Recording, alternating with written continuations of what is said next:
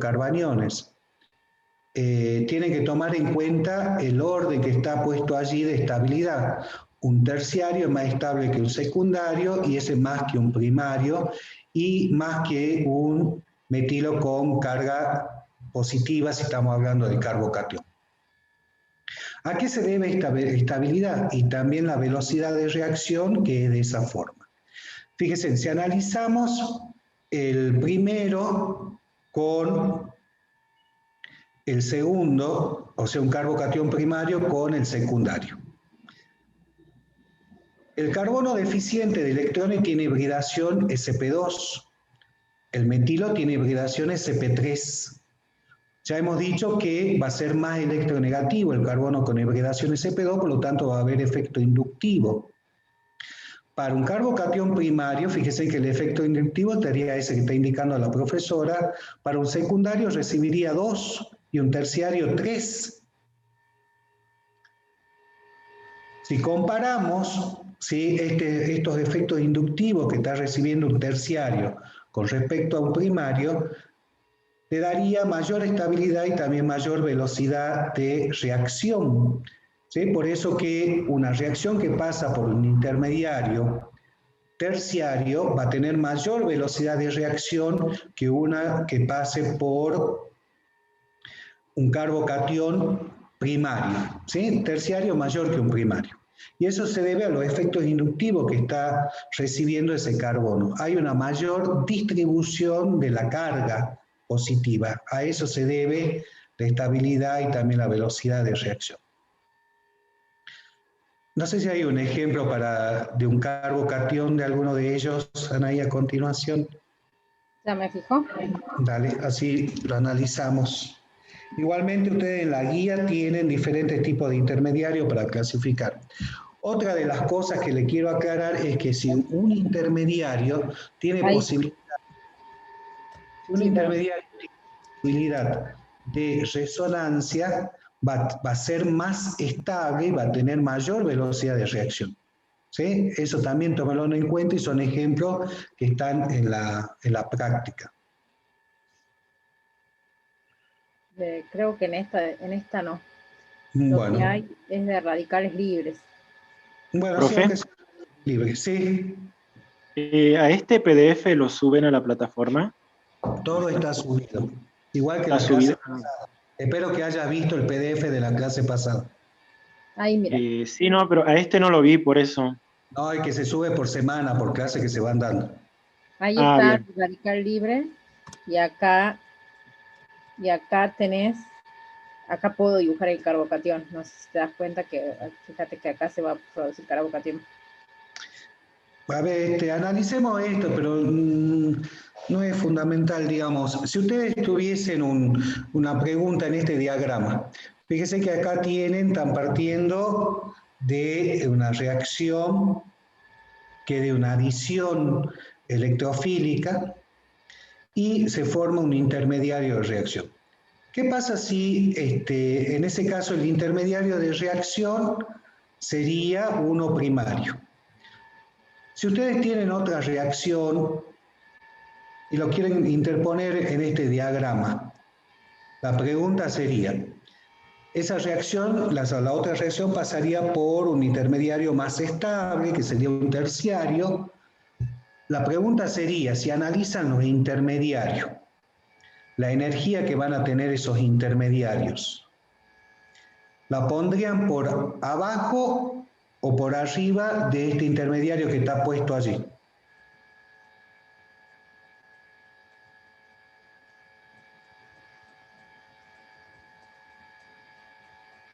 ¿Querés marcarlo en el diagrama la energía del intermediario que está puesto ahí, Anaí? Sí. Por favor. Fíjese en la energía que tiene. ¿Sí? Ahora si quieren interponer allí un intermediario terciario, ¿lo pondrían por arriba o por abajo de lo que está marcado? Según lo que estuvimos hablando. Por abajo, profe. Por abajo, ¿por qué? Es más estable. Es más estable, va a tener menor contenido energético. Muy bien, sí, es el análisis que hay que hacer. A mayor estabilidad, menor energía va a tener. ¿Sí? Y lo vemos reflejado en el diagrama. No sé quién contestó, pero muy bien el análisis. ¿Sí? Esa es la interpretación que hay que hacer de todo esto que estamos hablando. Entonces, hasta ahora ya hemos visto tipos de reacciones, hemos visto la forma de representar una reacción mediante los diagramas. Hemos analizado todos los contenidos que tienen las formas de ruptura y los tipos de intermediarios. ¿Sí? Con todo esto pueden ya terminar de resolver las guías si les quedó pendiente, si no avanzaron en la parte práctica. ¿Alguna pregunta de esto que haya quedado pendiente? Profe, Sí. ¿cómo reconozco si un carbocatión tiene una hibridación SP2 o una hibridación SP3?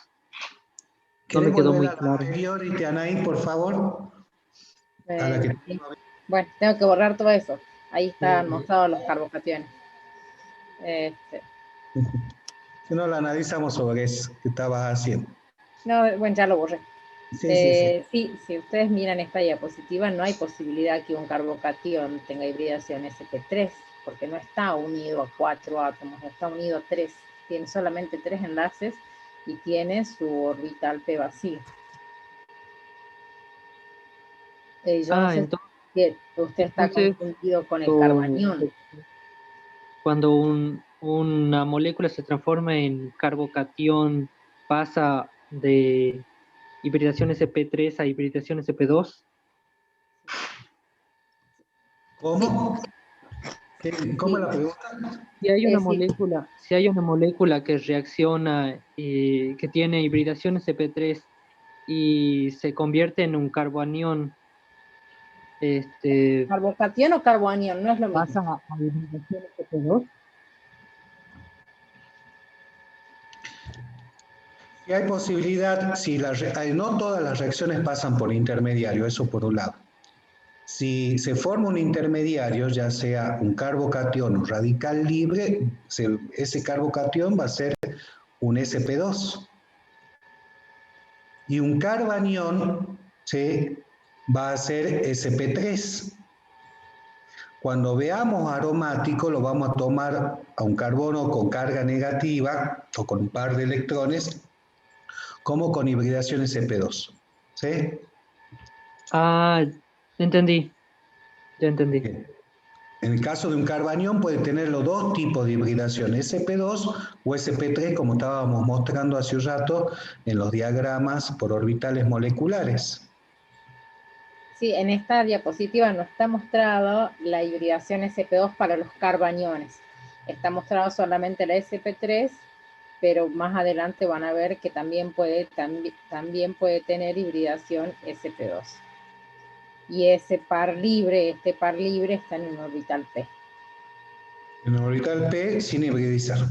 Obviamente. Ahora entiendo. Gracias. Pero en el caso de los carbocationes siempre es hibridación sp2. O sea que sí pasa si hay una ruptura heterolítica, en el caso de los carbocationes, sí pasa si ese carbono tenía hibridación sp3, pasa a hibridación sp2. No se olviden de aplicar resonancia o analizar si tiene resonancia es intermediario, ¿no? Para ver también y poder diferenciarlo y poder un orden, ¿sí? Un orden de estabilidad o de velocidad de reacción, depende de que le estén pidiendo en las consignas de los trabajos prácticos. Bien. ¿Ninguna otra duda más?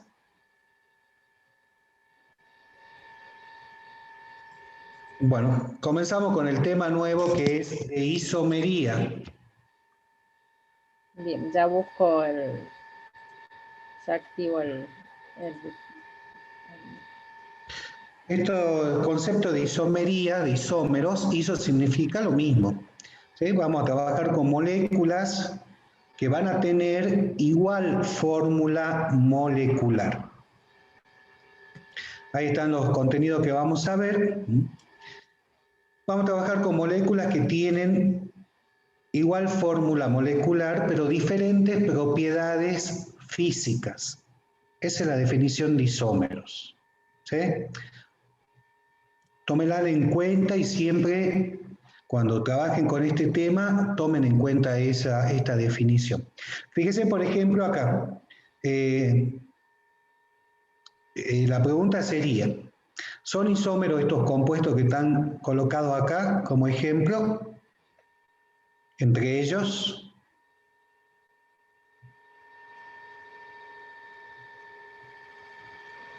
hemos dicho que tienen que tener igual fórmula molecular y ninguno de ellos tienen igual fórmula molecular, entonces no son isómeros entre ellos. Lo que sí, fíjese que está especificado allí la forma, las diferentes formas que podría uno escribir como isómeros. Vamos a tener dos grandes clasificaciones de isómeros, que son los isómeros estructurales y los estereoisómeros. En estereoisómeros vamos a ver isómeros cis y trans, que son llamados isómeros geométricos, y después isómeros que tienen centros asimétricos o carbonos asimétricos. Comencemos por la diferencia de concepto, antes que nada. ¿Qué es lo que diferencia un isómero estructural de un estereoisómero? Un isómero estructural tiene igual fórmulas moleculares, esos compuestos, pero va a haber alterado o cambiado el orden de unión de los átomos. En un estereoisómero van a tener igual fórmula molecular, pero no cambia el orden de unión de los átomos. Entonces, de esa forma diferenciamos lo que es un isómero estructural de un estereoisómero. Y ambos van a tener diferentes propiedades físicas. Pasemos a isómeros estructurales. Vamos a tener una clasificación general de isómeros estructurales en cadena, de posición y de función o de grupo funcional. Fíjense en este ejemplo que tenemos puesto acá. Tenemos el alcohol etílico y el dimetil éter. ¿Cuál sería la fórmula molecular para el alcohol etílico? Es lo primero que tienen que hacer para saber si son isómeros los compuestos.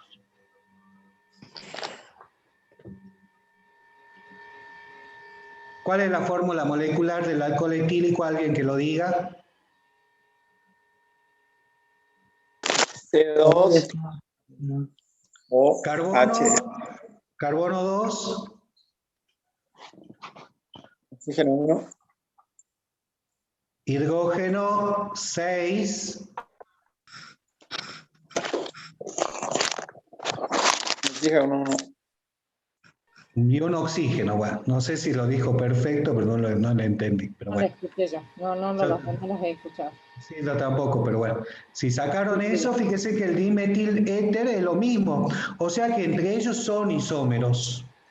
Por otro lado, tomen en cuenta lo que le dije recién, las propiedades físicas son diferentes. Miren el punto de ebullición del alcohol etílico, 78 grados centígrados, y del dimetiléter, menos 24. Tomen en cuenta los tipos de interacciones que ya hemos hablado. Acá está reflejado el tipo de interacción entre molécula a molécula. Tomen en cuenta en eso. ¿Sí? Por eso que el alcohol etílico tiene mayor punto de ebullición. Pero entre ellos son isómeros. Ahora, son diferentes en el grupo funcional. El alcohol etílico, el grupo funcional que está presente allí, ¿sí? Es el grupo hidroxilo. Y en el dimetil éter sería un éter. O sea que esto es un isómero estructural de función o de grupo funcional. Veamos el que sigue, isómero de posición. Acá nuevamente, lo primero, una cosita más. Hemos dicho hace un rato que en los isómeros estructurales se mantiene, tiene la misma fórmula molecular, pero cambia el orden de unión de los átomos. Fíjense en que el grupo hidroxilo, el oxígeno está unido a un hidrógeno y un carbono. En cambio el éter, en este caso tendríamos el oxígeno unido a 2 carbonos. Cambió el orden de unión de los átomos. Es por eso que es un isómero estructural. Veamos qué sigue. Tenemos como ejemplo el 1-clorobutano y el 2-clorobutano. Me van diciendo la fórmula molecular. Carbono 4. Carbono 4. ¿Qué más? Hidrógeno 9. ¿sí? Cloro 1. Y cloro, y un cloro. Para estos dos compuestos tienen la misma fórmula molecular, son isómeros, y veamos si son estructurales o estereoisómeros. ¿Sí? Acá cambió, fíjese que el 1-cloro, o el clorobutano, que sería el nombre correcto que debería tener, ¿sí? No hace falta colocar la posición ahí del cloro, porque ya está en carbono 1. Sí, en el 2-clorobutano, en ese caso, fíjense que el cloro en el primer compuesto ha tenido en carbono 1 y en el segundo en el carbono 2. La pregunta sería, ¿cambió el orden de unión de los átomos? Sí, profe. Sí, porque tenemos diferentes compuestos, diferentes nombres, pero tienen la misma fórmula molecular. Acá está cambiando la posición de uno de los sustituyentes, que es el caso del cloro. En el primer compuesto, en el carbono 1 y después está en el carbono 2. Por eso es que son llamados isómeros estructurales de posición. ¿Sí? Pasemos al último ejemplo para poder identificar isómeros en cadena. Acá nuevamente, lo primero ver si son isómeros. ¿Cuántos carbonos? 4.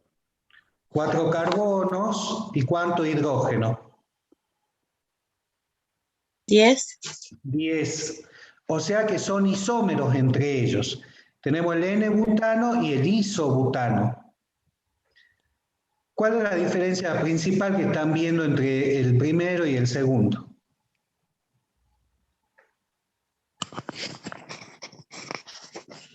Profe, ¿Sí? que en el N-butano tiene 2 grupos metilos y en el isobutano son 3 grupos metilos. Claro, eso es lo que se ve, ¿sí? Significa que, fíjense que el primero, ¿a alguien se le ocurre otra cosa, diferencia? Que uno Es está en que- cadena y el otro está ramificado. Exactamente, esa sería la diferencia. Está bien con los metilos que había dicho el compañero, de lo que pasa, pero ¿a qué se debe eso? A que uno está lineal y el otro es ramificado. ¿Sí? Fíjense que está como sustituyente uno de los metilos. Y cambió el orden de unión de los átomos. Estamos pasando, como decía el compañero, de 2 metilos a tener 3 metilos, cambió el orden de unión de los átomos. Entonces estos son isómeros estructurales de cadena o en cadena. Pasar de un lineal a un ramificado. Y lo mismo, a ver, alguien que analice el que está abajo, esos 3.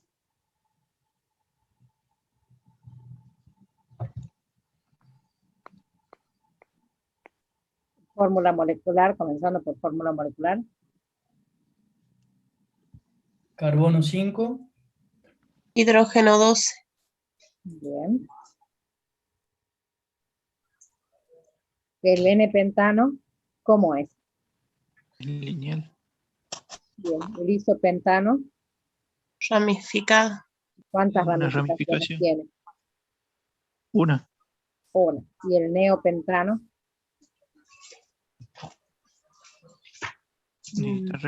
Tiene 4 ramificaciones.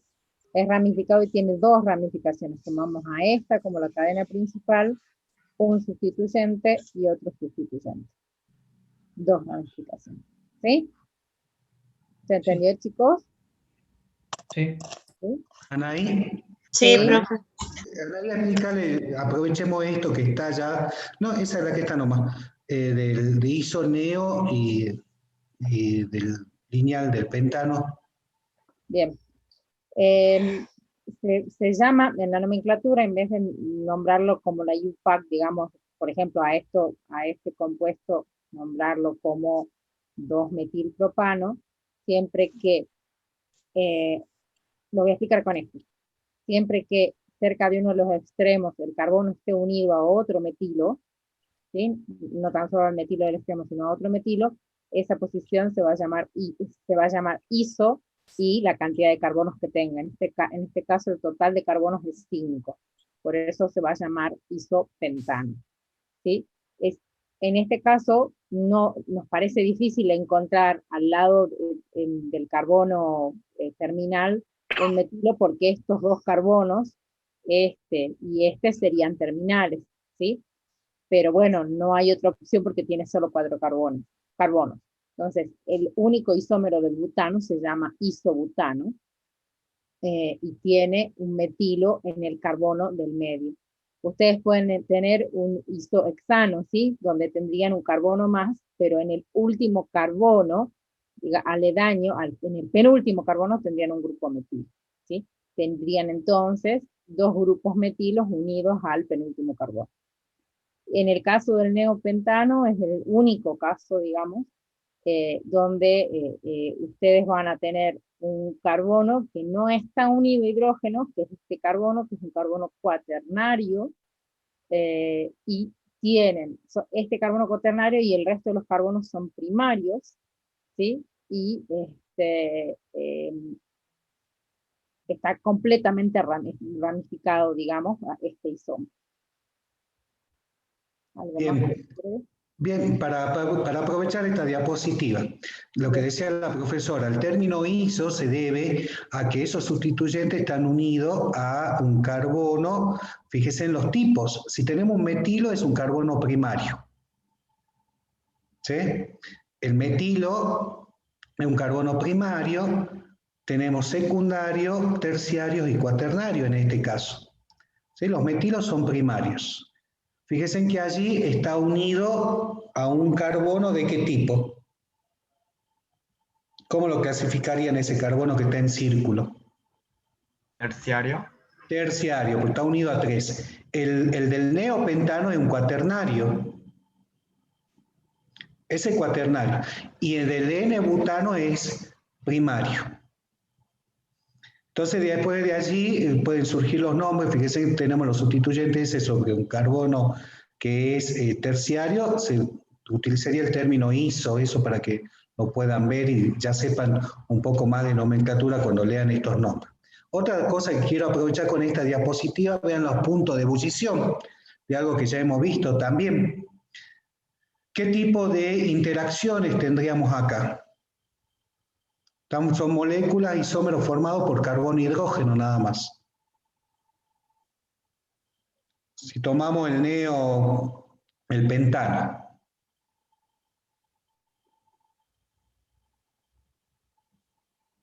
Vamos, chicos, actívense. Interacción, ¿qué tipo de interacción analizaríamos en este tipo de molécula? La del London. Son isómeros con igual fórmula molecular, pero diferentes propiedades físicas. ¿Qué propiedad física analizarían acá? Tienen puestos los puntos de ebullición. ¿A qué se debe esa diferencia de los puntos de ebullición?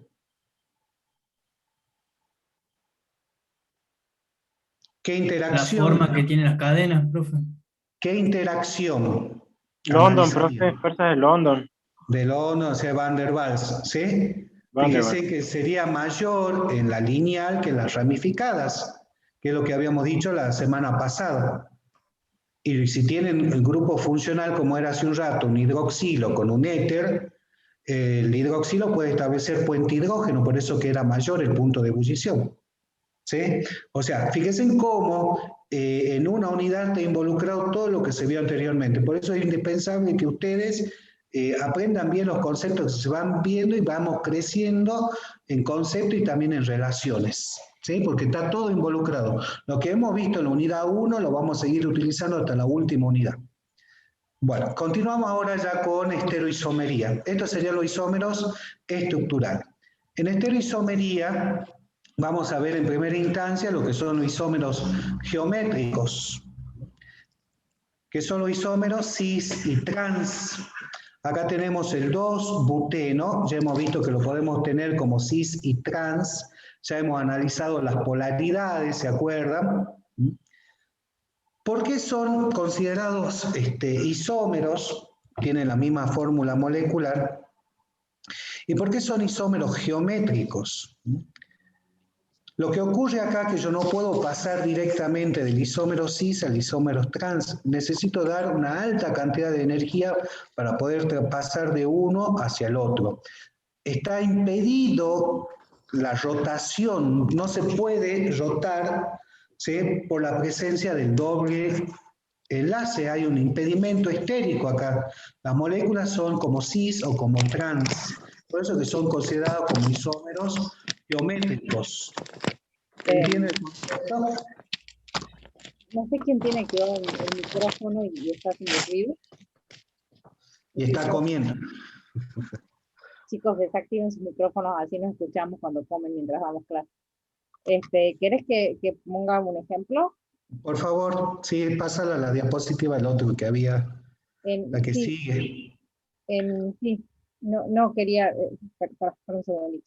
Bien. Dame un segundito. Está el mismo ejemplo, dame un segundo que voy a dejar de compartir pantalla. Muy bien. ¿Sí? Y voy a...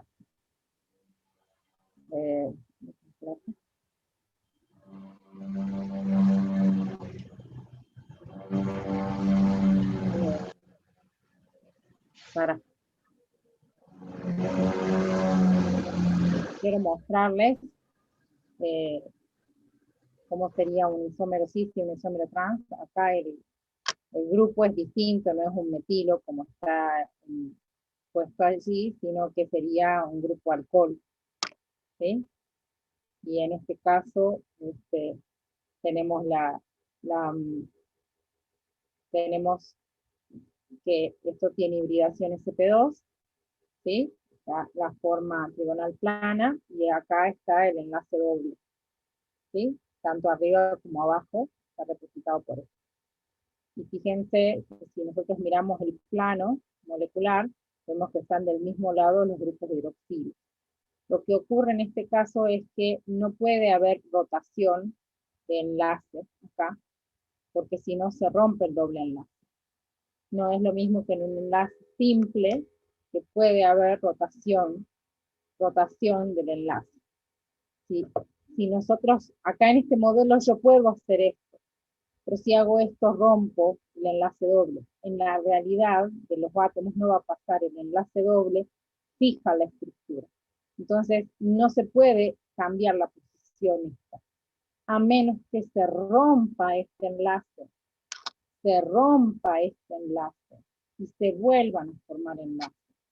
La ruptura de enlaces es muy energética, y allí quedaría un isómero trans, ¿sí? Pero la ruptura de esos enlaces es muy energética, es muy cara, energéticamente es muy costosa. Eso quería explicar con el modelo. Ahora te vuelvo a anclar, Víctor. Perfecto, muy bien. Sí, se ve impedida la libre rotación allí por la presencia del doble enlace, por eso lo consideramos como isómeros geométricos cis y trans. Sí, pasemos al otro ejemplo donde así avanzamos con E y Z, que había el siguiente, así ya lo... Fíjense en acá, justo está lo mismo.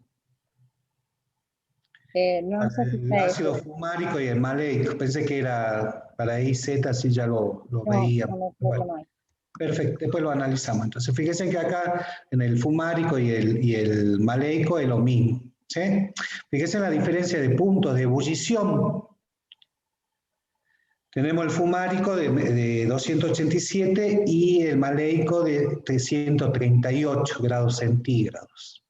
Tomen en cuenta el efecto inductivo, ¿sí?, de los sustituyentes, hacia dónde va, que es algo que ustedes ya lo pueden analizar y indicar por qué tienen esos puntos de ebullición. Tomen en cuenta que son vectores, si hay resultante o no, y cómo sería el mu, ¿sí? Vuelvan a analizarlo después. Y lo mismo para el del 1,2 dicloro eteno, también lo pueden sacar fácilmente. ¿Sí? Para ese caso, fíjense en quién sería más electronegativo, el carbono o el cloro. Sería el cloro. O sea que el efecto inductivo está indicado hacia el cloro. ¿Sí? En el trans, ¿habría una resultante o no? Hacia el cloro. Anaí, hacia el cloro. Ay, perdón, sí, perdón.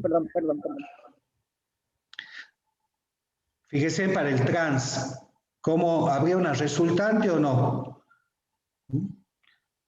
El mu en ese caso sería igual a 0, misma magnitud, diferente sentido. En cambio, en el cis, fíjese en que tendrían una resultante, ¿sí? Por eso es que el cis tiene mayor punto de ebullición que un trans. Eso para que lo puedan analizar y después lo vean en el fumárico y maleico, que son estructuras importantes en el ciclo de Krebs, que lo van a ver en química biológica. Muy bien, sigamos ahí con la otra parte. Esto es todo lo que vamos a analizar de isómeros geométricos. Bueno. Vamos a comenzar con estereoisomería directamente, ¿sí? Con ese cuadro que está allí puesto de entre enantiómero y diastereoisómero, y después vamos a hablar de compuestos meso y de mezclas racémicas, en lo que son los estereoisómeros. El primer concepto que hay que hablar es de, por un lado, ya hemos dicho que son los estereoisómeros, tienen la misma fórmula molecular, pero no cambia el orden de unión de los átomos, y sí tienen diferencia en las propiedades físicas. Y una de esas propiedades físicas que vamos a analizar va a ser la polaridad de los compuestos. Avanzar en un ejemplo, a ver. Después volvemos a esto. ¿Dónde te vas? A ver. Uno que te dé a pares. Por ejemplo, acá fíjese el que tenemos abajo, en el que dice figura 9.2, para que lo analicemos. A ver, veamos ese par de compuestos. Por un lado, primero que hay que ver es la fórmula molecular para ver si son isómeros. Chicos, ¿cuál es la fórmula molecular?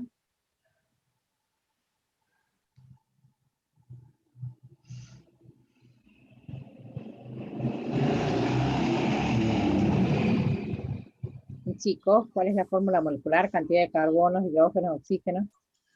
5 carbonos. Acá, 5 carbonos hay. 6 carbonos.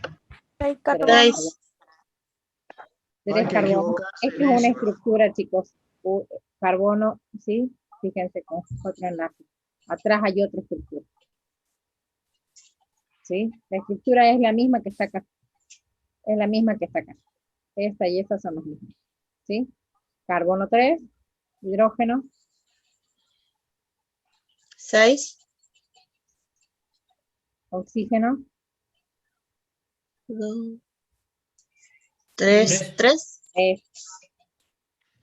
Por favor, acá, a no equivocarse. Cuenten bien, pues si no van a cometer errores.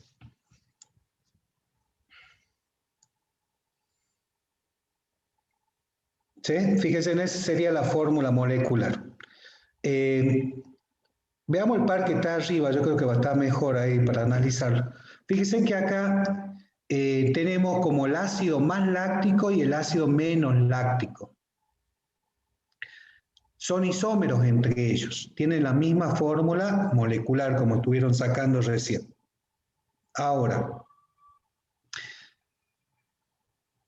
el más láctico tiene grupo hidroxilo, fíjense hacia la izquierda, y el menos lo tiene hacia la derecha. Fíjense en que el carbono, ese carbono central está unido a 4 sustituyentes. Por un lado a hidrógeno, a grupo hidroxilo, a un metilo y a un grupo carboxilo. En el menos también ocurre lo mismo. Fíjese que está unido a un hidroxilo, hidrógeno, a metilo y a un grupo carboxilo. La pregunta sería, ¿tiene la misma fórmula molecular? Sí. ¿Cambió el orden de unión de los átomos?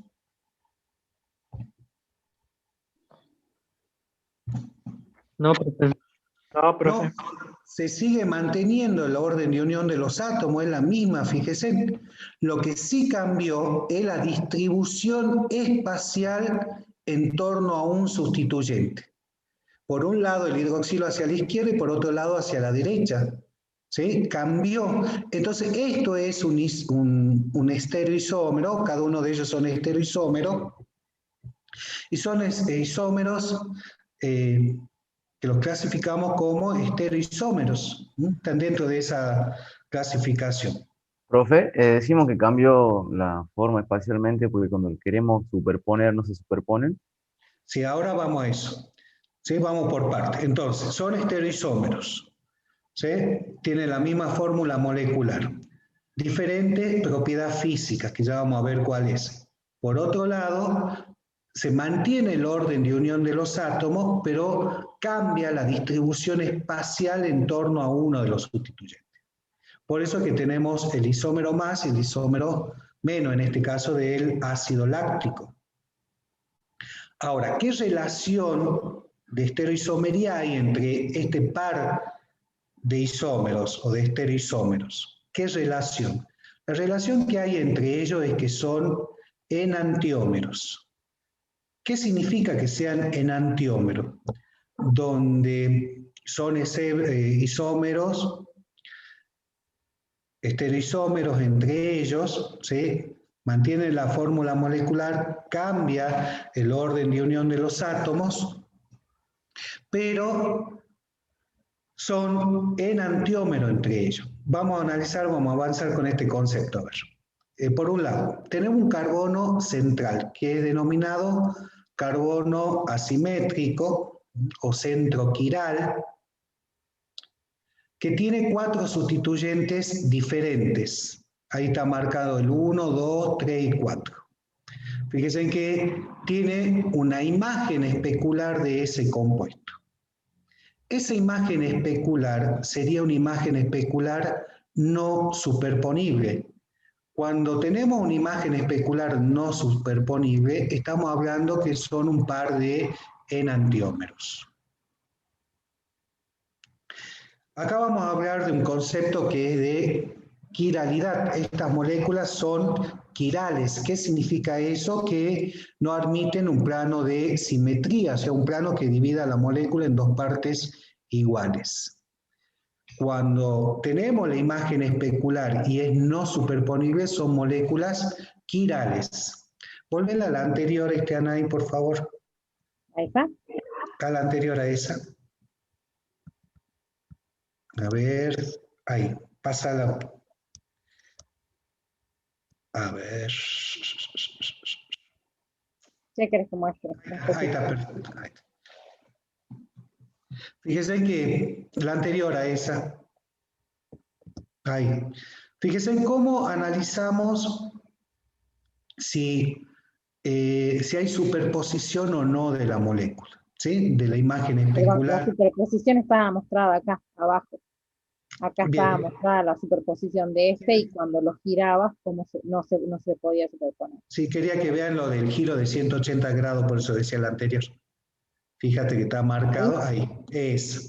Fíjense cómo es la rotación para ver si un compuesto se superpone o no. A la imagen especular, supongamos que estamos hablando de imagen especular no superponible antes que nada.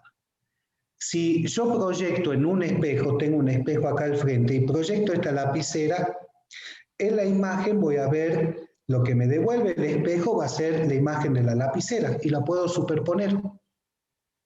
Pero ¿qué ocurre ahora si yo coloco, tengo el espejo acá en el frente y tengo la mano derecha? Lo que me devuelve de imagen especular, ¿sí? El espejo va a ser la mano izquierda. Y en ese caso, cuando yo quiero superponer, no se superponen, es como si fuese esto así. Lo mismo, tómelo en cuenta, si yo tengo un zapato izquierdo, ¿sí? Del pie izquierdo, y lo quiero colocar en el derecho, no se puede introducir el pie. ¿Sí? No se superpone. Entonces es la idea de una imagen especular no superponible. Ahora, yo tengo el compuesto y tengo su imagen especular. ¿Cómo compruebo si la imagen especular es superponible o no. A la imagen especular debo girarla 180 grados. ¿Sí? La giro 180 grados y la levanto y la apoyo sobre el plano. Y fíjese que no se va a superponer. Entonces esa es la idea de una imagen especular no superponible. Tomen en cuenta esto que está marcado acá. Fíjense que tienen el 1 como sustituyente 1, 2, 3 y 4. Son 4 sustituyentes diferentes. No me acuerdo si les dije o no, pero para que tengan ustedes un carbono quiral tienen que tener 4 sustituyentes diferentes. Fíjense que acá a la imagen especular la giran 180 grados en el plano, la levantan y la quieren apoyar, van a ver que no se superponen, son imágenes especulares no superponibles. Entonces el giro es de 180 grados, tómelo en cuenta eso. Pasemos a la siguiente, Anaía, si ya vamos avanzando. Acá. La alanina, fíjese, que es sería un aminoácido. Tenemos la R-alanina, que son los dos iguales, la R-alanina y la S-alanina. Después cuando veamos qué significa natural o no natural. ¿Sí? ¿Cómo, Anaí? Que las estructuras no son iguales. Ah, bien. Sí, Fíjate acá el grupo amino, ¿dónde está? Fíjense que en el primer caso, acá tenemos la alanina, el mismo compuesto, pero uno es R y el otro S. ¿Sí? Que ya vamos a hablar qué significa esto de R y S. Pero tomemos como ejemplo estos dos. La pregunta sería, a la imagen especular, si la giran 180 grados, ¿se va a superponer o no? No. No.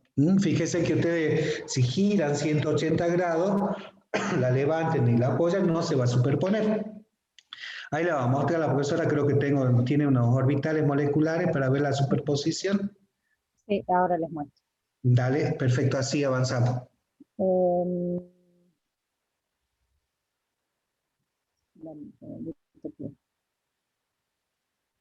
Tengo que quitarte el ancla.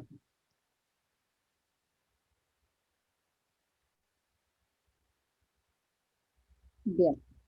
Fíjense que acá hay, hay moléculas que tienen 4 sustituyentes diferentes para la facilitación de que ustedes los puedan ver. Están en 4 colores distintos, rojo, verde, azul y amarillo. Y yo acá tengo una molécula que es su imagen especular. ¿Sí? Entonces,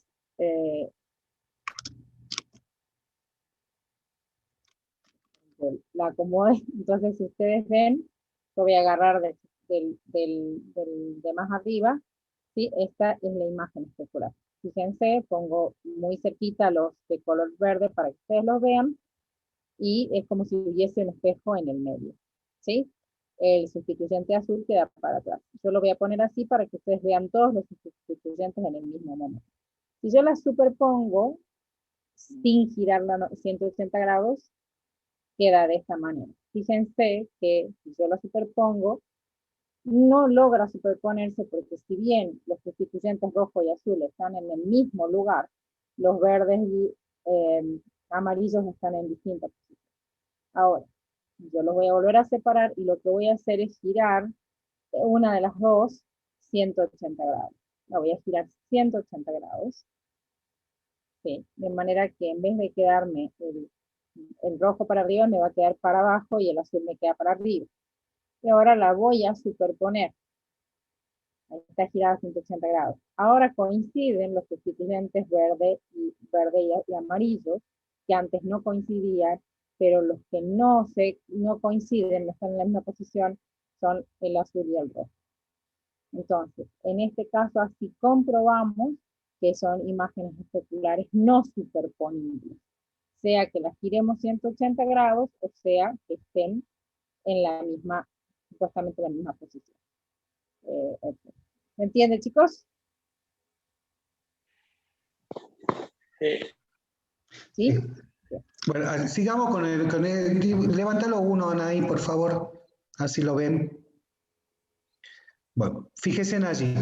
Analicemos el carbono quiral ahora. Hemos dicho que el carbono quiral tiene 4 sustituyentes diferentes. La pregunta sería, ¿qué hibridación tiene ese carbono quiral?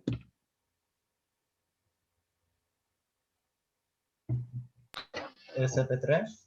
SP3. ¿Qué distribución espacial va a tener un carbono quiral?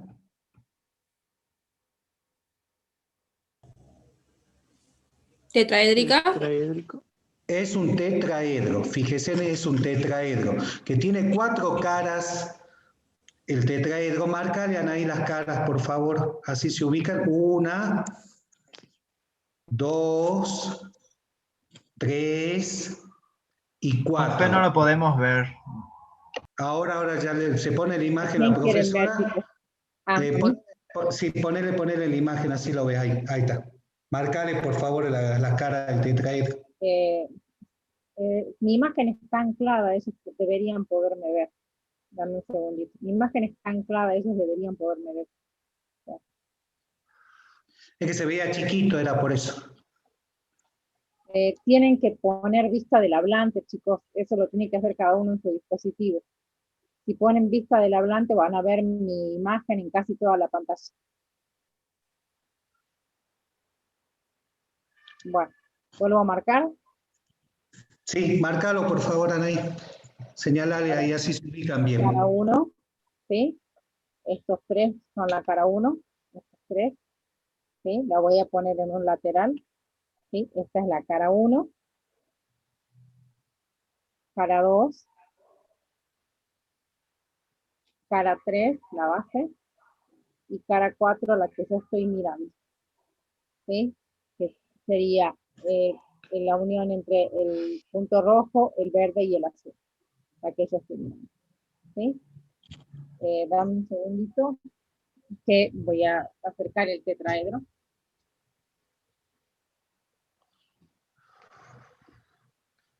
Para superponer, ¿sí? Fíjense que yo acá pongo el tetraedro, las caras del tetraedro, que son 1, 2, 3 y 4. Esta es la cara que está hacia mí, la que está más cerca de mí. Si yo ahora pongo esto acá adentro, se van a dar cuenta que si unimos cada uno de los vértices, se forma un tetraedro. El átomo de carbono queda en el centro del tetraedro. ¿Lo ven, chicos? Sí. Profe. Sí, profe. Bien. Muy bien. Entonces, siempre que ustedes tengan una molécula y que tenga su isómero y que tenga un solo carbono quiral, van a ser un par de enantiómeros. ¿Sí? Van a ser moléculas quirales. Son pares de enantiómeros donde uno es la imagen especular no superponible del otro. Esos son conceptos que tienen que quedar clarísimos para poder resolver esta parte. Vamos a seguir avanzando el concepto de R y S para que lo podamos ver. Perdón, antes de pasar a eso. Hemos dicho que tenemos propiedades físicas diferentes. ¿Qué propiedad física diferente van a tener estas moléculas? Va a ser la actividad óptica. La actividad óptica es una propiedad física de las moléculas. Ya vuelvo a proyectar. Vamos a ver. La analizamos con el polarímetro.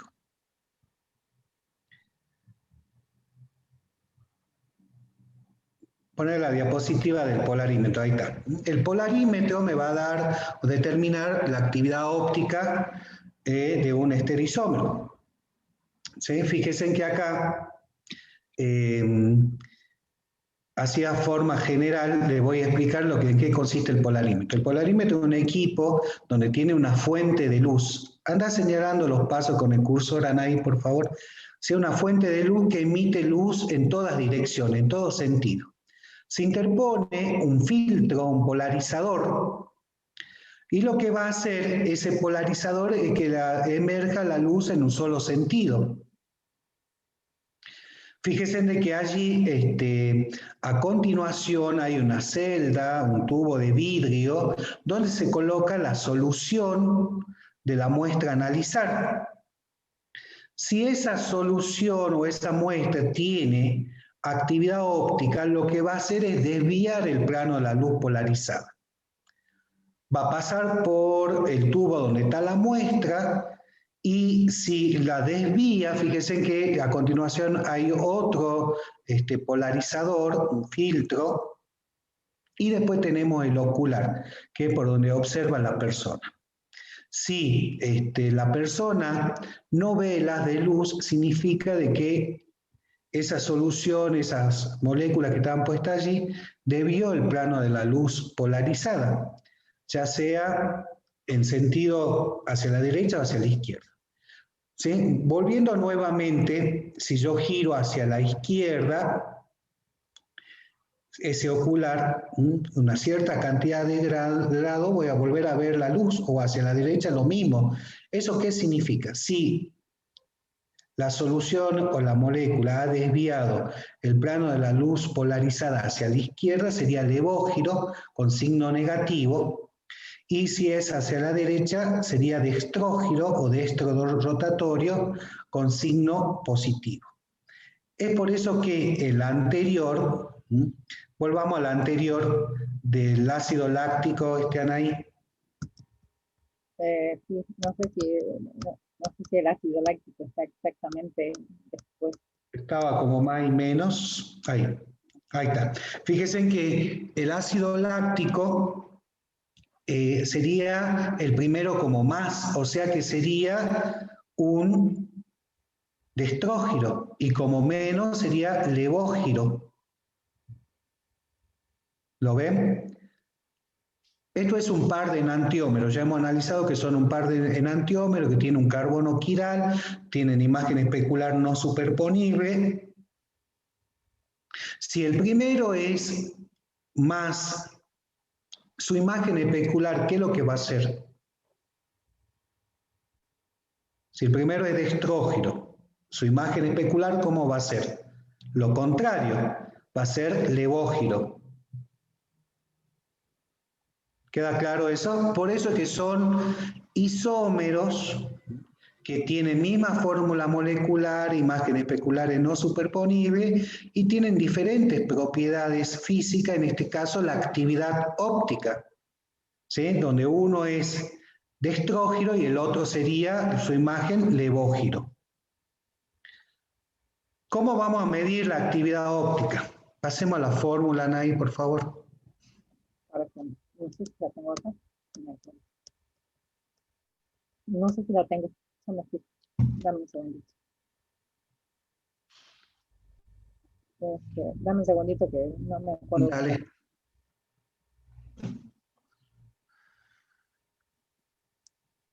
No, Entonces no la actividad, bueno, la actividad óptica es una propiedad física que depende de la molécula.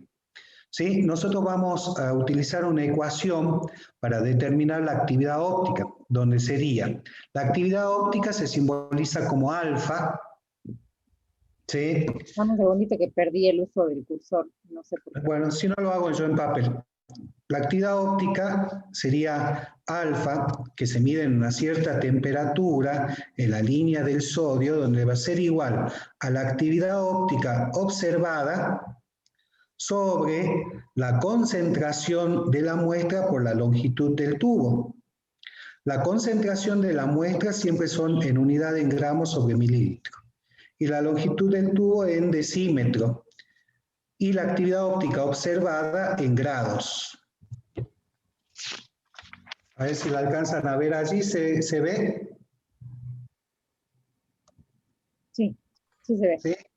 Tenemos la actividad óptica específica que está dada en una temperatura que generalmente 25 grados, ¿sí? Se tiene que especificar. Y está dado en la línea de sodio, que sería la fuente que se utiliza como luz. Va a ser igual a la actividad óptica observada, que está en grado, dividido por la longitud del tubo en decímetro y la concentración en gramos sobre mililitro. ¿Sí? En este caso, si nosotros tenemos densidad por por gramos sobre mililitro, esto equivale a grados. Se simplifica, sería dimensional la actividad óptica específica. ¿Por qué es importante saber la actividad óptica específica o observada? Acá diferenciamos estas dos cosas. ¿De dónde saco la actividad óptica observada? Del polarímetro. Del polarímetro. Muy bien, yo le dije que teníamos un ocular, ¿sí? Donde podría girar hacia la derecha o hacia la izquierda en cierta cantidad de grados. Y eso me da la actividad óptica observada. En el tubo estoy colocando, fíjense que en el tubo estoy colocando una solución, una concentración que sería en gramos por mililitro. Y después tengo la longitud del tubo. Entonces todo eso me da de dato la actividad óptica específica que depende de la molécula. La pregunta sería, si yo tengo dos soluciones de sacarosa, ¿sí? De azúcar, que la estoy extrayendo de la caña de azúcar. Armo una solución que tiene diferentes concentraciones y utilizo la misma longitud del tubo, que sería 10 decímetros. La actividad óptica específica va a ser igual.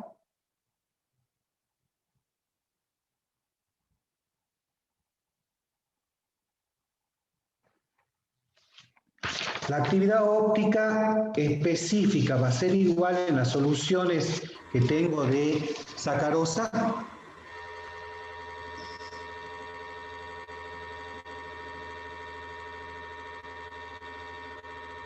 Es una pregunta. No, porque las concentraciones son diferentes. A ver, si yo tengo una solución de sacarosa, ¿qué es lo que va a variar? ¿La actividad óptica específica, que depende de la molécula, o la actividad óptica observada?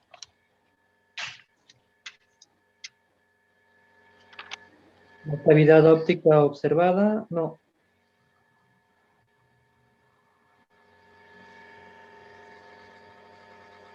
Uno de los estudiantes dijo, no sé si lo escuchaste, que si la concentración es diferente, la actividad observada va a ser diferente. Eso dijo uno de los estudiantes.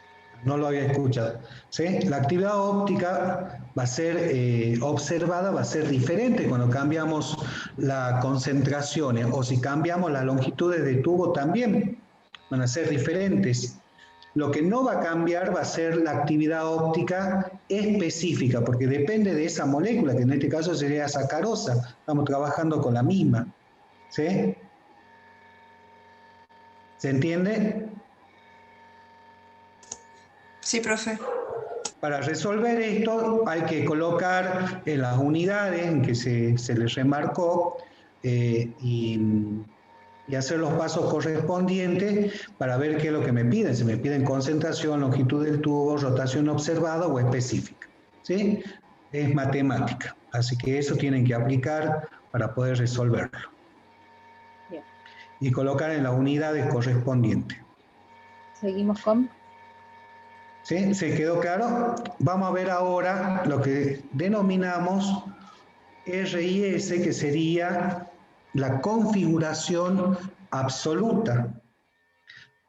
Entonces quedó claro, ¿no? Si tenemos un par de estereoisómeros, que son enantiómero entre ellos, uno de ellos va a ser de estrógeno, su imagen especular va a ser levógeno. Veamos ahora qué va a pasar con la actividad óptica.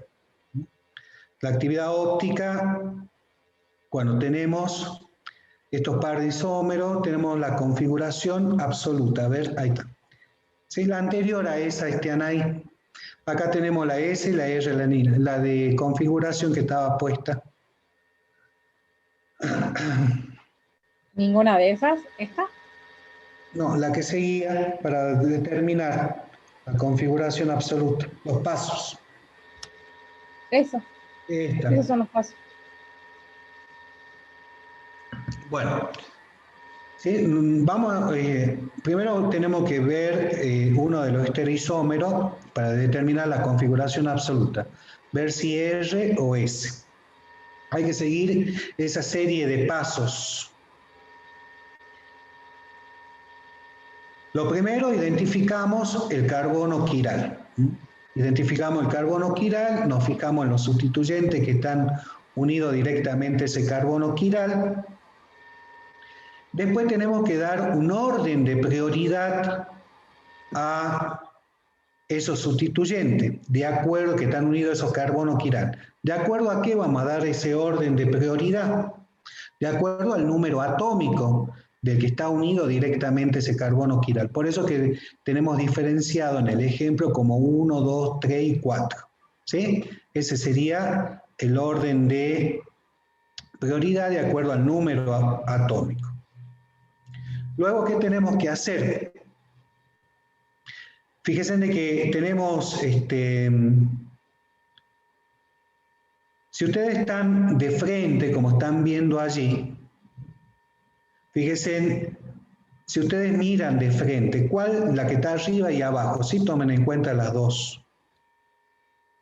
Fíjense de que allí, al de menor número atómico, que sería el 4, ¿sí? ¿La están observando o no? En la cara del tetraedro que están viendo. Sí, profe.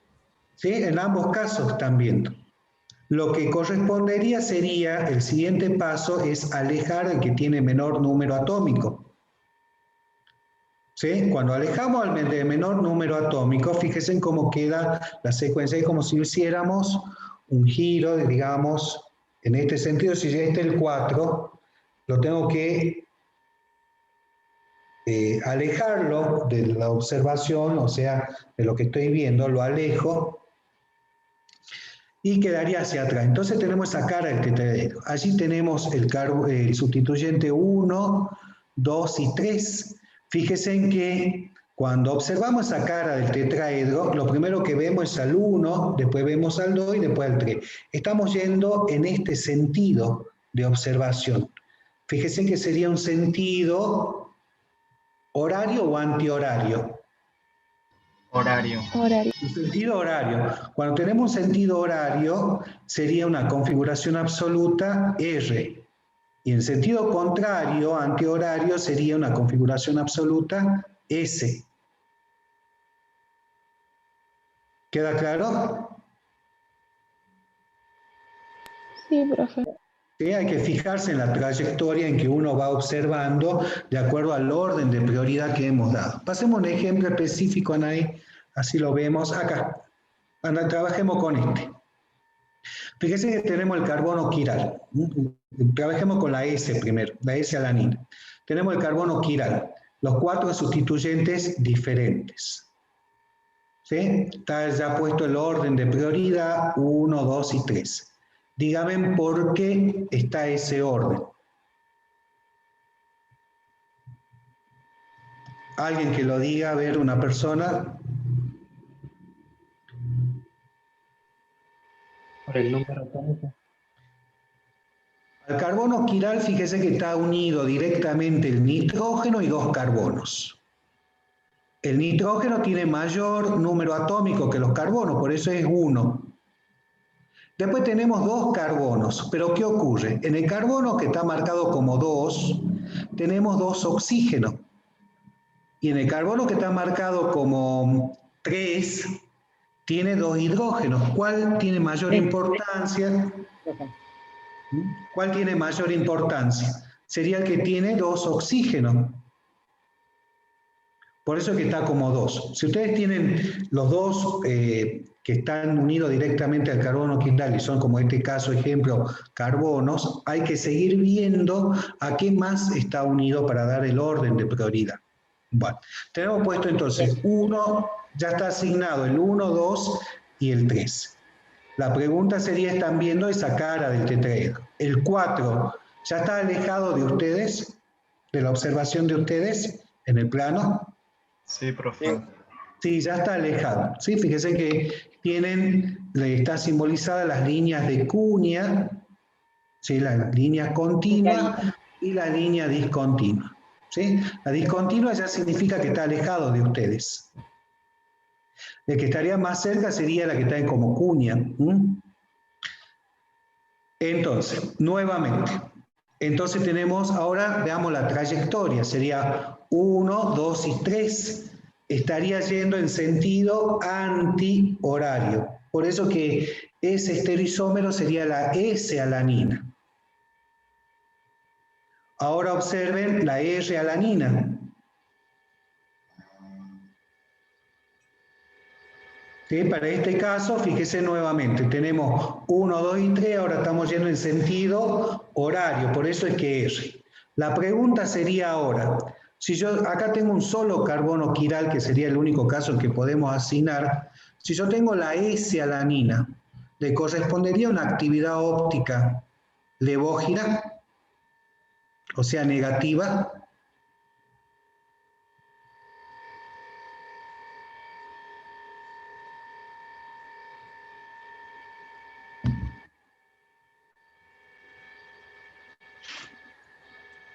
¿Qué piensan?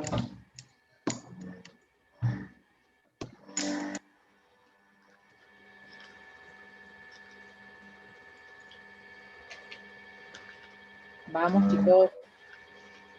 Acá porque tenemos un solo carbono quiral.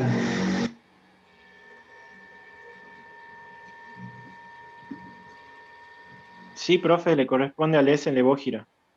Sí, porque hay un solo carbono quiral, ¿sí? Su imagen especular es R y positivo.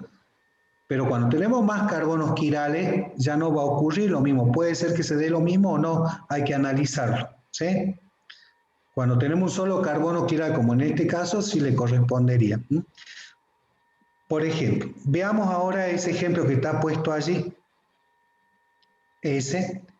Fíjense que acá tenemos el 2 cloro, el 3 bromo, butano. Tenemos 2 carbonos quirales.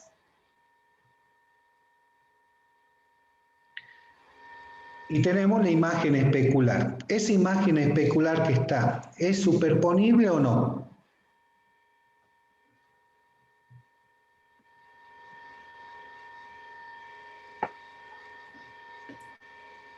No.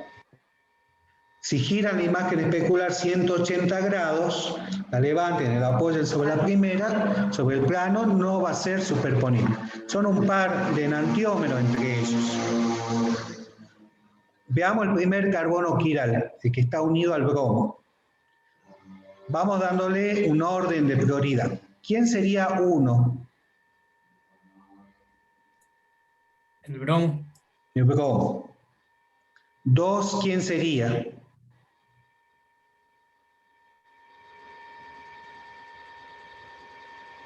Fíjense que después tenemos 2 carbonos, uno con metilo y el otro carbono que está unido a otro metilo y a cloro. ¿Cuál tendría mayor prioridad de los 2? El que está unido al cloro. Exactamente, ese sería 2. El metilo sería 3 y después tenemos el hidrógeno 4. ¿Sí? Ustedes en ese caso, así de frente como están viendo esa cara del tetraedro, ¿están observando al 4? No. En la cara del tetraedro, ¿lo observan al 4? No. Sí. El que está alejado sería el 2. En esta proyección que se llama de Fischer, lo que está en la línea vertical está hacia atrás y lo que está en la línea horizontal está hacia adelante. ¿Sí? Entonces estamos observando el bromo y el hidrógeno. Y no estamos observando, el metilo está hacia arriba y todo esto está hacia atrás. ¿Sí? Exactamente. Las líneas verticales se alejan del plano y las líneas horizontales se acercan al plano, se acercan hacia ustedes desde el plano. Entonces, fíjese, lo que tendríamos que hacer es alejarlo al 4 para poder determinar la configuración absoluta de ese carbono. Tenemos que, si tenemos el 4, ¿sí? Lo ubicamos hacia atrás, mantenemos el 1 y lo que está especificado el de arriba, ¿sí? Si lo tenemos de esta forma, si tenemos de esta forma, fíjense que ustedes están viendo acá el 4, tendrían que alejarlo. ¿Sí? Cuando lo alejan, fíjense cómo cambia, tendríamos el 3 arriba igual, el 4 pasaría hacia atrás, el 1 y el 2 hacia adelante. ¿Qué configuración seguiría en sentido horario o antihorario en la observación? Antihorario. Tendríamos el 1, el 2 y el 3 irían en este sentido, o sea que sería antihorario, sería la configuración absoluta de ese carbono, sería un 2s, por eso que está especificado como 2s, hay que dar la posición del carbono. En cambio el 3 ya sería un R donde está el cloro, analicemos lo mismo. Fíjense que el cloro sería 1, lo que está arriba sería 2 y el metilo 3 y el 4. ¿Sí? Ahora lo vamos a hacer más rápido. 1, 2, 3 y el 4. Y hay que hacer lo mismo. Alejamos al 4. Alejamos al 4. ¿Y cómo nos va a quedar ahora la molécula cuando alejemos al 4? Siempre el sentido de alejarlo tiene que ser el menor posible. ¿Sí? En la cara de un tetraedro es conveniente que ustedes se muevan sobre la cara del tetraedro para no cometer errores. ¿Sí? Cuando ustedes se mueven en la cara del tetraedro, sí que sería la otra metodología para poder observarla, fíjense, si se colocan en la cara donde está el cloro, ¿sí? En esa cara del tetraedro, ya están alejando al de menor número, que sería el 4. Allí verían al 1 al cloro, 2 al lo que está arriba y 3 al metilo. Estarían yendo en sentido horario. Sería un 3R, la configuración absoluta de ese carbono quiral. O sea, que si en una molécula ustedes tienen más de un carbono quiral, hay que determinar la configuración absoluta de cada uno de esos carbonos quirales. ¿Sí? La profesora mencionó la proyección de Fischer. ¿En qué consiste una proyección de Fischer? Donde al tetraedro, a donde está el carbono quiral, lo pongo en el plano, ¿sí? Lo coloco en el plano. ¿Qué significa eso? En la proyección de Fischer lo coloco en un plano, donde tenemos un eje vertical y un eje horizontal, fíjense. Tal cual como está marcando allí. Fíjense que las cuñas están acercándose hacia ustedes, por eso están marcados como grueso, y las que están alejadas son las verticales, con líneas punteadas. Cuando ustedes quieren colocar un estereoisómero en la proyección de Fischer, deben tener cuidado en el sentido que en el eje vertical superior siempre va el sustituyente que esté más oxidado. Por eso que está ese carbonilo, carbono doble enlace oxígeno, está arriba. ¿Sí? Es lo único que hay que tener cuidado cuando colocan como proyección de Fischer. Y después lo pueden analizar la configuración absoluta tal cual como veníamos viendo. ¿Quedó claro? Esto es configuración de Fischer, proyección de Fischer. La configuración absoluta, para este ejemplo que está puesto allí, a ver, ¿quién lo dice?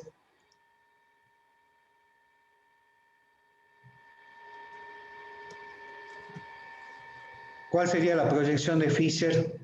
Perdón, la configuración absoluta. La de Fischer es la que está colocada allí, con el sustituyente más oxidado en el eje vertical superior.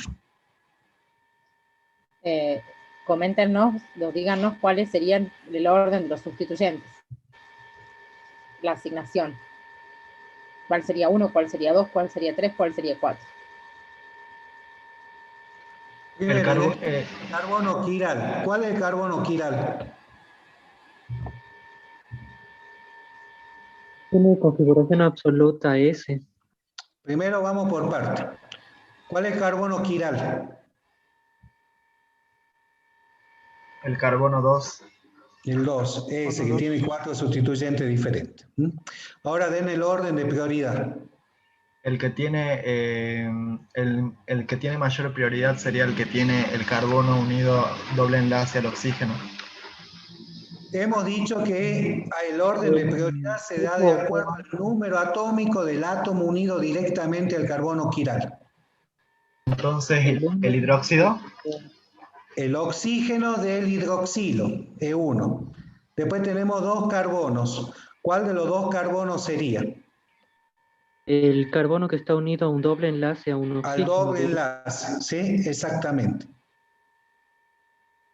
Y el otro sería 3. Y 4. ¿Por qué el carbono del doble enlace tiene mayor prioridad?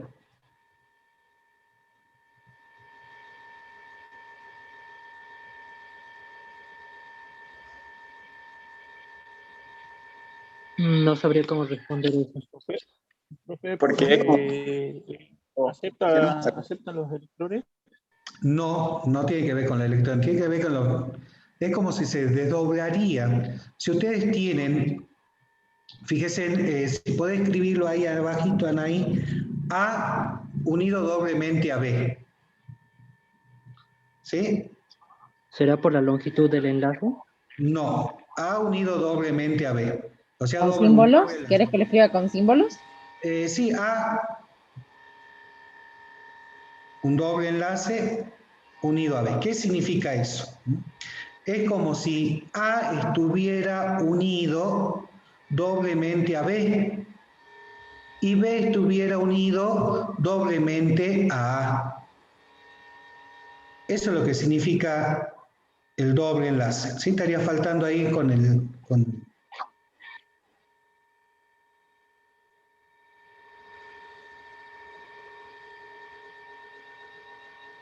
Sí, tendría que estar todo junto ahí. A unido doblemente a B y B unido doblemente a A. Por eso es que tiene mayor prioridad en doble enlace que un enlace simple. Un enlace triple va a tener mayor prioridad que un enlace doble. Porque si yo tengo un triple enlace, A va a estar unido 3 veces a B y B va a estar unido 3 veces a A. Por eso es que tiene mayor prioridad. Eso sirve para asignar prioridad. ¿Cuál sería entonces ahora sí la configuración absoluta de esta molécula? Que es el gliceraldehído. Vamos a girar, vamos a rotar. Fíjense que el observador está mirando esta cara, entonces acá estamos viendo lo que ve el observador. ¿Sería una configuración S? Sería ese, exactamente. Muy bien. ¿Sí? Y acá hay otro ejemplo también que vamos a ver, y lo vamos a ver más adelante, la configuración relativa, ¿sí? Que tiene que ver con el sustituyente que está unido al carbono quiral, si está ubicado hacia la izquierda o hacia la derecha. Si el hidroxilo, como en este caso está hacia la izquierda, le corresponde una configuración relativa L, es una N mayúscula. Y si está hacia la derecha, una configuración relativa D. ¿Con respecto a quién? Si está hacia la derecha o hacia la izquierda. Con respecto al grupo funcional que estaría arriba, que sería el más oxidado, que sería el carbonilo que está puesto allí. Fíjense en que ese grupo hidroxilo está hacia la izquierda, sería un N, y si está hacia la derecha sería un D. Eso es lo que llamamos configuración relativa, es una relación. Entonces podemos ver actividad óptica, configuración relativa y configuración absoluta en este estudio de la molécula. Si tengo más de un carbono quiral, tengo que sacar la configuración absoluta de cada uno de los carbonos quirales. ¿Se entendió? ¿Alguna pregunta antes de avanzar? ¿O vos, Anaí, querés acotar algo más, decir algo más para redondear la idea? Sí, la configuración absoluta hay que sacarla, ¿sí? Y va a ser va a ser ROS para cada carbono quiral. O sea que si yo tengo 3 carbonos quirales, voy a tener para cada uno R o S. pero la configuración relativa es una sola, porque se refiere al último, al sustituyente más importante, que está más alejado del carbono más oxidado. En este caso hay un solo carbono quiral, pero en el caso de que acá hubiese 2 o 3 carbonos, yo voy a mirar solamente a este en relación al más oxidado que está arriba, y la configuración relativa va a ser solo un valor por molécula. Ahora, la actividad óptica, no importa si yo tengo 2, 3, 4, 5 carbonos quirales, la actividad óptica es solo una, y no la podemos saber analizando un gráfico, la vamos a saber con el polarímetro. La actividad óptica, como es una propiedad física, es eminentemente experimental, como la química, que es empírica. La vamos a saber cuando coloquemos la sustancia en el polarímetro. Eso nomás. Bueno, vamos a avanzar. Entonces hemos visto cuando tenemos un carbono quiral, cuando tenemos 2 carbonos quirales. ¿Qué pasa cuando tenemos de 2 a más carbonos quirales? Vamos a tener moléculas que la relación estereoisomérica entre ellas es que son diastereoisómeros. Veamos ese concepto de diastereoisómeros. A mí me quedan 5 minutos. Bien, bien, bien. Estoy tratando de buscar el diastereoisómero que tenía acá.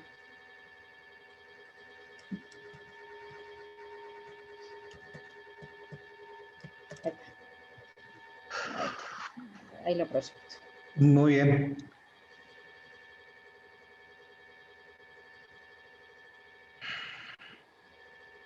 Ahí está, perfecto. Fíjese, veamos nuevamente.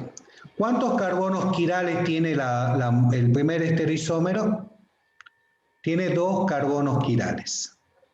¿Sí? Para sacar la cantidad de estereoisómeros que puede tener esa molécula, se escribe 2 a la N, donde N está indicando la cantidad de carbonos quirales. ¿Sí? Ponele 2 a la N, ahí, por favor. Dale. 2 a la N, arriba la N, ¿no? Ahí está. Sí, perdón.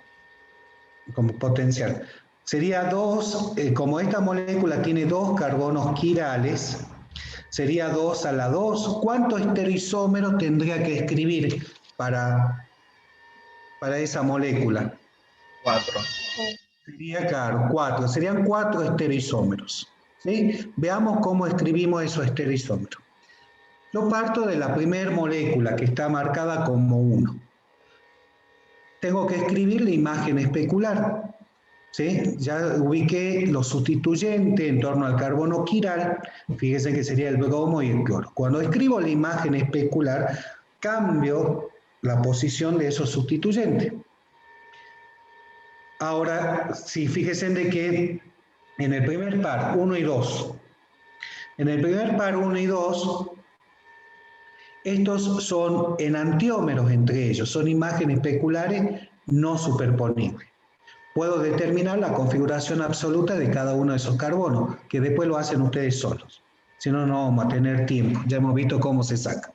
Ahora, cuando quiero escribir el próximo par, vuelvo nuevamente a la primera molécula.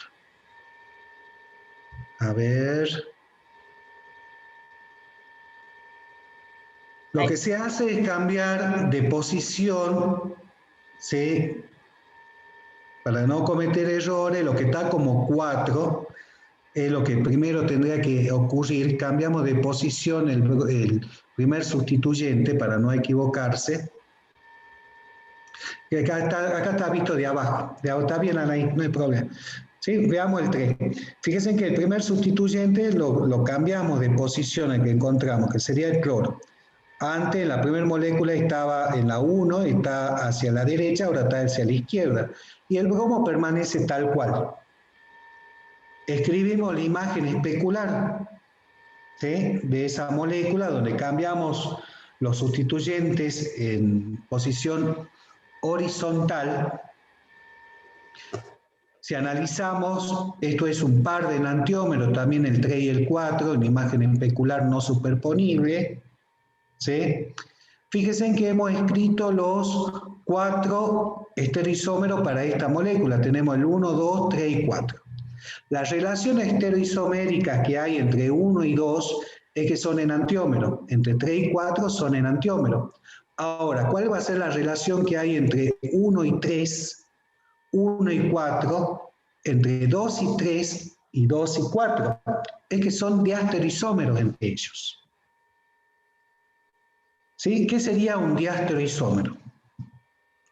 Son compuestos que son estereoisómeros, pero que no son imágenes especulares entre ellos y que tienen diferentes propiedades físicas y químicas diferentes entre ellos. ¿Qué significa eso? Que entre 1 y 3 no son enantiómeros, sino que son diastereoisómeros, pero son estereoisómeros que van a tener actividad óptica, o sea, una propiedad física diferente. ¿Sí? ¿Quedó claro eso? Sí. Muy bien. Entonces, hay que escribir todos los posibles pares de enantiómeros utilizando esa ecuación de 2 a la n para saber la cantidad de estereoisómeros que debo escribir y sacar, y tienen que ir por parte para no equivocarse. ¿Sí? Si yo tengo 3 carbonos quirales en la molécula, ¿cuántos estereoisómeros tendría que escribir?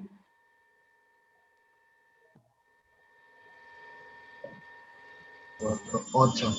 8. ¿Sí? 2 a la 3 serían 8. ¿Sí? Y así sucesivamente. ¿Cuántos pares de enantiómero tendría? Si son 8. 4 pares de enantiómeros. 4 pares de enantiómero. ¿Y cuántos diastereoisómeros?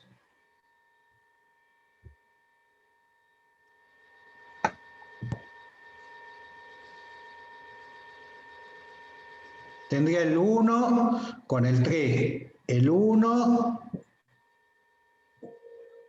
con el 5, el 1 con el 6 y así sucesivamente. ¿Sí? Después el 2 y después el 3. Son varios los diastereoisómeros.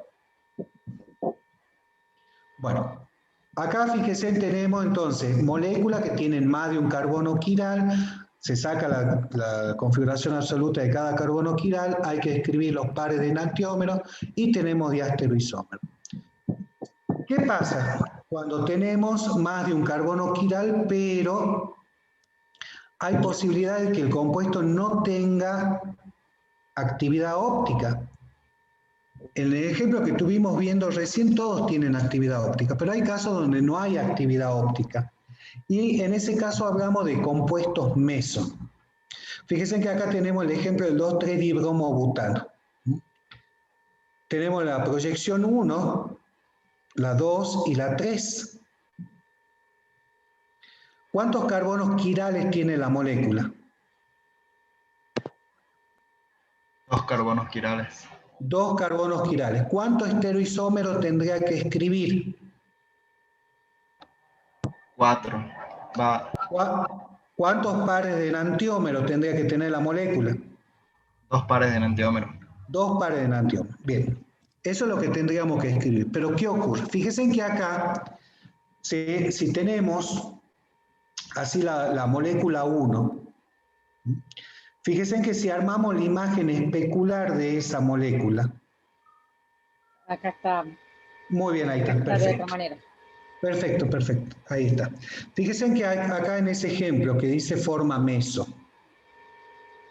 ¿sí? Si armamos la imagen especular, esa imagen especular va a admitir un plano de simetría que divide a la molécula en 2 partes iguales.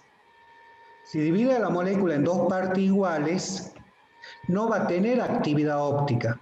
Si bien este es un compuesto, un estereoisómero que tiene carbonos quirales, pero tiene una imagen especular que es superponible, se va a superponer. Es por eso que lo denominamos como compuesto meso, debido a que admite ese plano de simetría. y no va a tener actividad óptica. Entonces se nos va a reducir la cantidad de pares de enantiómeros. Ya no tendría, cuando tengo un compuesto meso, no debo escribir la imagen especular. ¿Sí? Eso que está escrito allí es simplemente para explicar. Cuando tengo un compuesto meso y que admite el plano de simetría, fíjense, si yo tendría la primera molécula nomás, ¿sí? Una de ellas nada más tendría que escribir. Es por eso que cuando ustedes tienen posibilidad de que la molécula tenga un compuesto meso, como en el ejemplo que estábamos viendo hace un rato, solamente van a quedar 3 estereoisómeros. Tendríamos un par de enantiómeros, que sería lo que está especificado allí en el primer caso. En el primero es un par de enantiómeros. Sí, el primer... Es como lo que está acá, ¿sí? Exactamente. Este es el compuesto meso, este es el compuesto meso y el par de enantiómeros. Nada más que en la diapositiva siguiente se desglosó para que se entendiera. ¿Sí? Exactamente. Fíjense que volviendo a la que estaba puesta recién, allí a lo que son pares de enantiómeros sí le puedo determinar la configuración absoluta. En el compuesto meso queda tal cual, ya no tiene actividad óptica, no determino la configuración absoluta, nada. Es un compuesto meso. Entonces este es un ejemplo donde tenemos más de un carbono quirale en la molécula y ni por más que tenga carbono quirales, no tiene actividad óptica porque es un compuesto meso donde admite un plano de simetría que divide a la molécula en 2 partes iguales. ¿Quedó claro? Otro caso donde no hay actividad óptica, pero hay presencia de carbonos quirales, es cuando tenemos una mezcla racémica. ¿Qué ocurre en una mezcla racémica? En una mezcla racémica vamos a tener igual cantidad equimolar del compuesto del par de enantiómeros. En una mezcla racémica, un estereoisómero va a desviar el plano de la luz polarizada hacia la izquierda y el otro hacia la derecha. Cuando tienen iguales cantidades, se va a anular la actividad óptica. Y en ese caso, en una mezcla racémica, tampoco vamos a tener actividad óptica. ¿Quedó claro? Ni por más que tengamos presencia de carbonos quirales. ¿Se entendió eso? Estoy buscando si tengo algo, voy a dejar de compartir pantalla. Muy bien. La diferencia en qué estaría entre el compuesto meso y la mezcla racémica. Que el compuesto meso, al tener ese plano de simetría, no puedo volver a hacer de que tenga actividad óptica en compuestos, pero sin embargo, en la mezcla racémica, mediante lo que se llama la resolución en la mezcla racémica, puedo aislar o separar esos estereoisómeros y por separado sí van a tener actividad óptica esos compuestos. Esa sería la diferencia entre un compuesto meso y una mezcla racémica. Cuando hablamos de una resolución de mezcla racémica, estamos haciendo reacciones que van a permitir aislar o separar esos compuestos. Y la diferencia está dada básicamente en los puntos de ebullición que tengan cada uno de esos estereoisómeros. Bien. No tengo más nada de mezcla racémica y encima me tengo que ir. Sí, ya con esto terminamos. ¿Quedó alguna duda pendiente? Vuelven a ver los videos, vean esta que estuvimos viendo recién, para que puedan resolver las guías, la guía número 2 de estereoisomería. Bueno, profe, gracias. Muy bien. Entonces, yo voy a cerrar, chicos, o te dejo... A ver, ¿qué horas son? Son -5. No, ya terminamos. Con todo esto hemos terminado. Cualquier cosa, está el foro de este tema activo en la plataforma para consultas y tienen las clases prácticas también y las consultas sincrónicas, ¿sí? Exactamente. Bueno, nos vemos, hasta luego. Hasta luego, profe. Chao, chao. Chao, profe, hasta luego. Chao.